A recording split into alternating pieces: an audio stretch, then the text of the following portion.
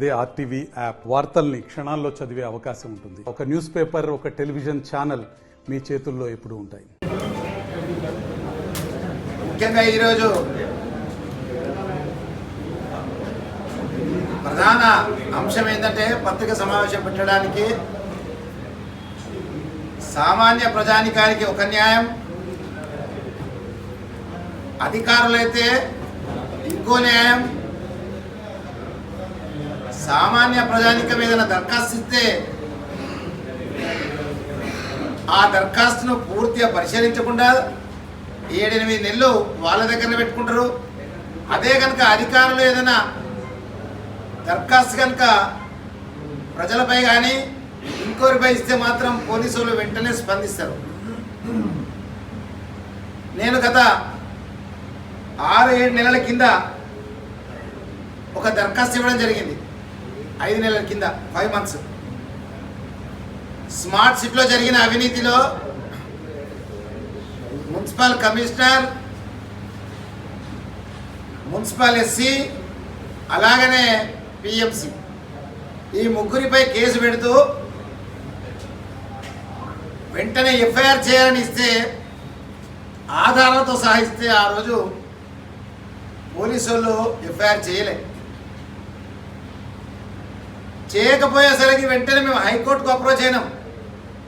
ఆధారాలతో ఇచ్చినా కానీ మీరు కేవలం అధికారులు ఉన్నారు కాబట్టి ఎఫ్ఐఆర్ చేస్తలేరు, వాళ్ళపై చర్యలు తీసుకోలేరంటే హైకోర్టు ఆర్డర్ ప్రకారం ఒక ఎఫ్ఐఆర్ చేయడం జరిగింది. దాంట్లో ఏంటంటే ఎఫ్ఐఆర్ చేసినా కానీ కేవలం వేరియబుల్ సెక్షన్స్ పెట్టిండ్రు.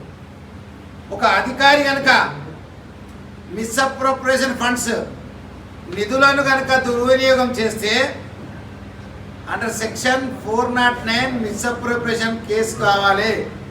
కానీ వాళ్ళకు తొందరగా బెయిల్ రావాలి అని 406 కింద అప్పుడు కేసు పెట్టడం జరిగింది. సరే, కేసు పెట్టినంత మాత్రాన ఒకరోజు పిలిచింది లేదు, ఒకరు స్టేట్మెంట్ రికార్డ్ చేసింది లేదు. చివరగా మొన్న ఎస్హెచ్ఓ కరీంనగర్ 1 టౌన్కి వెళ్ళి అడిగితే ఆయన ఏమంటున్నా అంటే ఈ ఫైల్ అంతా కూడా కలెక్టర్ గారికి పంపినామని, నాకు ఆ నంబర్ కలెక్టర్ గారికి పంపిన నంబరు అది నాకు ఇవ్వడం, ఏమైనా ఉంటే మీరు కలెక్టర్ గారికే రిప్రజెంటేషన్ చేసుకోండి అని నేను అడుగుతున్నా. ఈరోజు కలెక్టర్ గారిని, బోర్డ్ ఆఫ్ డైరెక్టర్లు కానివ్వండి, ముఖ్యంగా ఈ కేసులో గ్రామ పంచాయతీలకు స్మార్ట్ సిటీ నిధులు పంపడము అది పూర్తిగా అధికార దుర్వినియోగం, మిస్అప్రోప్రియేషన్ ఫండ్స్ కింద వస్తుంది. మీరు మళ్ళీ వెంటనే చర్య తీసుకొని ఆ ఫైల్ను మళ్ళీ ఇన్వెస్టిగేషన్ పంపాలని స్వయంగా తేదీ 17 ఏప్రిల్ నాడు నేనే స్వయంగా సిపి గారికి, అలాగనే కలెక్టర్ గారికి, కమిషనర్ గారికి, ముగ్గురికి కూడా ఇవ్వడం జరిగింది. నేను అడుగుతున్నా ఈరోజు మీ ద్వారా అధికారులను అడుగుతున్నా, ఐఏఎస్ అంటే ఐపీఎస్ అంటే ఒక ఎనలేని గౌరవం ఉంటుంది ప్రజలకు, వీళ్ళు కూడా తప్పులు చేస్తారా అని. కానీ ఇన్ని రోజులు ఈ ఫైన్లు దాచిపెట్టడం చాలా బాధ అనిపిస్తుంది నాకు.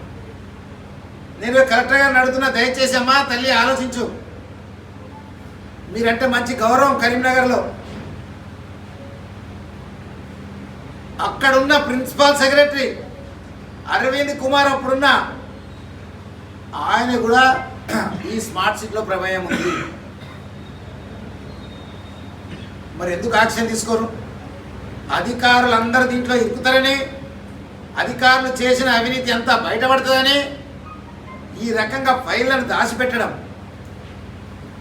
యాక్షన్లు తీసుకోకపోవడం, సెక్షన్లు తప్పుడు చేపించడం అయితే సామాన్య ప్రజానికి అయితే చేస్తారా? చిన్న దరఖాస్తు అత్తనే తీసుకొచ్చి పోలీస్ స్టేషన్లో కూర్చోబెడతారు, ఇన్వెస్టిగేషన్ స్టార్ట్ అంటారు, కనీసం ఫోన్లను మాట్లాడతారు. కానీ ఇది ఎక్కడున్న గొంగలు అక్కడే అన్నట్టు ఆ ఫైల్ అక్కడనే ఉంది, ఈ ఫైల్ అక్కడనే ఉంది. ముఖ్యంగా కలెక్టర్ గారు, ఇప్పుడు మీరు స్పెషల్ ఆఫీసర్ కరీంనగర్కి, మీరు స్పెషల్ ఆఫీసర్ మొన్ననే బడ్జెట్ కూడా శాంక్షన్ చేసుకున్నారు. కానీ నేను అడుగుతున్నా, ఈ కరీంనగర్ నగరంలో పేదోళ్లకు, బడుగు బలహీన వర్గాల వాళ్లకు స్టేడియంలో ఆడుకునే హక్కు లేదా అని అడుగుతున్నా. స్విమ్మింగ్ చేయాలంటే పైసలు, బాస్కెట్బాల్ ఆడాలంటే పైసలు.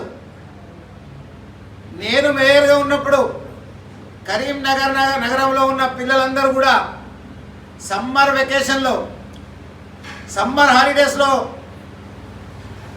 అందరూ కూడా స్టేడియంకు రావాలి అలవాటు చేయడం జరిగింది. సమ్మర్ కోచింగ్ క్యాంప్ అని, సమ్మర్ క్యాంప్ అని కొన్ని లక్షల రూపాయలు వెచ్చించి పిల్లలకు ప్రొద్దున్నే ఒక గుడ్డు, ఒక బనానా, ఒక పాలు ఇచ్చే సంస్కృతి స్టార్ట్ చేసింది. ఎందుకంటే నా నగరంలో ఉన్న పిల్లలు, నా జిల్లాలో ఉన్న పిల్లలు బలంగా ఉండాలి, బలహీనంగా ఉండకూడదు. స్పోర్ట్స్లో మెడల్స్ వచ్చినప్పుడు, ఒలింపిక్స్లో లిస్టులో పేరు లేనప్పుడు భారతదేశాన్ని బాధపడడు కాదు, చిన్నప్పటికెళ్ళి వాళ్ళకి అలవాటు చేయాలి స్టేడియాలకు. మరి ఈరోజు పరిస్థితి ఏంటి? స్టేడియంలో సమ్మర్ క్యాంప్ పెట్టలే. సమ్మర్ క్యాంప్ పోవాలంటే పైసలు ఇవ్వాలి. ప్రభుత్వ పాఠశాలలో చదివే పిల్లలు మధ్యాహ్న భోజన పథకం ఉంటుంది వాళ్ళకు, కానీ స్టేడియంకి వస్తే మాత్రం స్విమ్మింగ్కు పైసలు కట్టాలి, ప్రతిదానికి పైసలు కట్టాలి. షటిల్ పైసలు కట్టాలి, స్విమ్మింగ్ పూల్ పైసలు కట్టాలి, బాస్కెట్బాల్ పైసలు కట్టాలి. ఇంకే స్పోర్ట్స్ ఆడినా కానీ ప్రతిదీ కూడా పైసలు లేని. మరి పేదల సంగతి ఏదో అడుగుతున్నాయి. ఈరోజు మీరు బడ్జెట్లో పేదలు ట్యాక్స్ కట్టలేదా? అవి ప్రజల పైసలు. నేను కలెక్టర్ గారిని అడుగుతున్నా, ప్రజల పైసలను ప్రజల పిల్లలకు పెట్టేందుకు ఎందుకు వెనుకబడుతున్నారు మీరు? దయచేసి పిల్లలందరికీ కూడా సమ్మర్ కోచింగ్ క్యాంప్ అలవాటు చేయాలి. అది మన బాధ్యత. మున్సిపాలిటీలు అంటే ప్రజా సంక్షేమమే ఆలోచించాలి కానీ ప్రజలను ఇబ్బంది పెట్టేందుకు కాదు. డబ్బులు ఉన్న వాళ్ళు ఎక్కడికి పోతారు? అయితే క్లబ్కు పోయి స్విమ్మింగ్ నేర్చుకుంటారు. డబ్బులు ఉన్న వాళ్ళు పోయి సెంట్ జాన్స్ స్కూల్లో పోయి నేర్చుకుంటారు, పైసలు కట్టి. ఇంకా ఫామ్ హౌస్లో కట్టుకుంటారు. మరి పేదలు ఎట్లా నేర్చుకోవాలి? వెంటనే పైసలు తీసుకుని మానేయాలని మేము డిమాండ్ చేస్తున్నాం. సమ్మర్ క్యాంప్ అనేది ఉచితంగా ప్రతి ఒక్క విద్యార్థికి సమ్మర్ క్యాంపులో ఒక గుడ్డు, ఒక బనానా, ఒక గ్లాసు పాలు ఇవ్వాలని ఈరోజు మేము డిమాండ్ చేస్తున్నాం. ఎక్కడ పెడగలిందో కౌన్సిల్ లేదు. మరి మీరే స్పెషల్ ఆఫీసర్ కదమ్మా, దయచేసి ఆలోచించండి. అధికారులందరూ కూడా R&B పర్మిషన్ లేకుండా చొక్కారావు విగ్రహం కానివ్వండి, అక్కడున్న తెలంగాణ తల్లి విగ్రహాన్ని అమ్ముకున్న చరిత్ర. మరి చొక్కారావు విగ్రహం పెట్టినప్పుడు తెలంగాణ తల్లి విగ్రహాన్ని పెట్టాలి కదా. నేను అడుగుతున్నా, ఎక్కడెక్కడైతే జంక్షన్ ఇంప్రూవ్మెంట్స్ అని మీరు వాడినరో ఆ జంక్షన్ ఇంప్రూవ్మెంట్లలో R&B పర్మిషన్ ఉందా? ఉంటే దయచేసి కరీంనగర్ నగర ప్రజలకు తెలియపేయాల్సిన బాధ్యత ఉంది. ఆ డిజైన్ ఏంది? 4 కోట్లకు ఒక్కొక్క జంక్షన్. ఇంకా కాలేదు, ఇంకా పని జరుగుతూనే ఉంది. గత 4 సంవత్సరాలకెళ్ళి junction improvement, junction improvement, junction improvement. So దయచేసి ఆలోచించండి. కలెక్టర్ గారు మీరు చర్యలు తీసుకోవాలి. ఇప్పుడు మీరు స్పెషల్ ఆఫీసర్, IAS ఆఫీసర్, మీరంటే గౌరవం ప్రజలందరికీ కూడా. కలెక్టర్లన్నా, IAS ఆఫీసర్లన్నా, IPS ఆఫీసర్లన్నా చాలా గౌరవం. ఆ గౌరవాన్ని కాపాడుకోవాలని నేను మిమ్మల్ని రిక్వెస్ట్ చేస్తున్నా. సమ్మర్ కోచింగ్ క్యాంప్ స్టార్ట్ చేయండి ఫ్రీగా, ఉచితంగా. గతంలో ఎట్లుండనో అట్లా.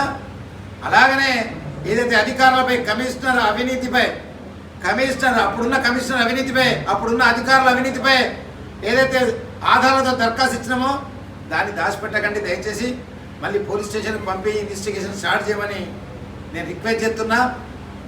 ముఖ్యంగా ఇంకొక విషయం, చివరిగా బడ్జెట్ను కూడా మీరు ప్రవేశపెట్టినందుకు నేను కరీంనగర్ నగర ప్రజల తరఫున మొట్టమొదటి బడ్జెట్ ప్రవేశం కలెక్టర్ గారు చేసినందుకు నేను అభినందిస్తున్నా. కానీ దాంట్లో మాత్రం ప్రజలకు కావలసిన సంక్షేమాలు పెట్టాలని నేను మిమ్మల్ని పర్సనల్గా రిక్వెస్ట్ చేస్తున్నా. ఈ మధ్యకాలంలో ఎన్నికలు లేవు, కానీ మున్సిపల్ కమిషనర్, ఇప్పుడున్న కమిషనర్ గారు చాలా హడావుడి చేసి ఏంటంటే డివిజన్ మార్కింగ్ చేస్తున్నామని ప్రజలను పెద్ద పరిశాన్ చేస్తున్నారు. ఏంటంటే నోటిఫికేషన్ రాకముందు డివిజన్స్ ఎక్కడికి వెళ్ళి మార్కింగ్ అవుతాయి? నాకు అది అర్థమే కాలేదు. ఇంకా నోటిఫికేషన్ లేదు, ప్రభుత్వమే నోటిఫికేషన్ ఇవ్వలేదు. బైఫర్కేషన్ చేయాలని నోటిఫికేషన్ రావాలి, అప్పుడు చేయాలి. ఈరోజు రాజకీయ నాయకులు అందరూ కూడా ఎవరెవరైతే కార్పొరేటర్ చేయాలనుకున్న వాళ్ళందరూ కూడా వాడలో పోయి ఈ నెంబర్ నాకత్తుంది, ఈ నెంబర్ నాకత్తుందని ఇప్పటికెళ్ళి ప్రచారాలు స్టార్ట్ చేసుకున్నారు. కానీ అటువంటిది ఏం జరగలేదు. దయచేసి నోటిఫికేషన్ వచ్చినాకనే అప్పుడు డివిజన్ మార్పులు అయితే డివిజన్లు అయితే 66 డివిజన్లకు టైం ఉంది. ఇంకా నోటిఫికేషన్ ప్రభుత్వం ఇవ్వాలి, అప్పుడు మార్కింగ్ చేయాలి. కానీ వాళ్ళు చేసింది రెవెన్యూ డివిజన్స్. ఆ revenue division election divisions different. దీనికి సంబంధం లేదు. దయచేసి రాజకీయ నాయకులు కూడా ప్రజలు కూడా గమనించాలి. సో డివిజన్స్ వేరే కాబట్టి దయచేసి ఈ రెండింటికి నేను డిమాండ్ చేస్తున్న కలెక్టర్ గారు మిమ్మల్ని నేను మళ్ళొకసారి గుర్తిస్తున్న సమ్మర్ క్యాంప్ ఉచితంగా ఇవ్వాలి. పేద ప్రజలందరూ కూడా గ్రౌండ్కు రావాలి, బడిగిన వర్గాల వాళ్ళు రావాలి, ధనవంతుల పిల్లలు కూడా అక్కడ రావాలి, అందరూ రావాలి. ఆ స్టేడియంలో కలకలం ఉండాలి కానీ డబ్బులతో ఉండద్దు. ముఖ్య కలెక్టర్ గారికి ఇంకొక చివరి విషయం చెప్తున్నా. స్మార్ట్ సిటీలో ఒక స్పోర్ట్స్ మ్యాన్గా నేను మేయర్ అయితేనే అంత పెద్ద కాంప్లెక్స్ తీసుకొచ్చిన. ఎవరికి రాదు ఆలోచన. ఎందుకు తీసుకొచ్చినామంటే ఆ స్టేడియంలో కరెంట్ బిల్లు కట్టడం కానీ మెయింటెనెన్స్ కోసమని ఆ కిరాయిలతోటి స్టేడియం నడవాలి. ఆ స్టేడియంలో కిరాయి వస్తే అవితోటి మెయింటెనెన్స్ వెళ్ళాలనే ఆలోచనతో చేసినాం. 24 గంటలు నల్లబెట్టాం దాంట్లో. ఎందుకంటే పిల్లలకు ఎప్పుడు వాటర్ ఉండాలని. మరి ఇప్పుడు పైసలు వసూలు చేయడం అనేది చాలా ఇబ్బందికరమైన వార్త. ఇది దయచేసి వాటిని వెంటనే ఆపాలని నేను రిక్వెస్ట్ చేస్తున్నాను. జై తెలంగాణ. మరిన్ని వీడియోస్ కోసం ఛానల్ ని సబ్స్క్రైబ్ చేయండి. లేటెస్ట్ అప్డేట్స్ కోసం వాట్సాప్ ఛానల్ ని ఫాలో చేయండి. అండ్ లింక్ డిస్క్రిప్షన్ లో ఉంది.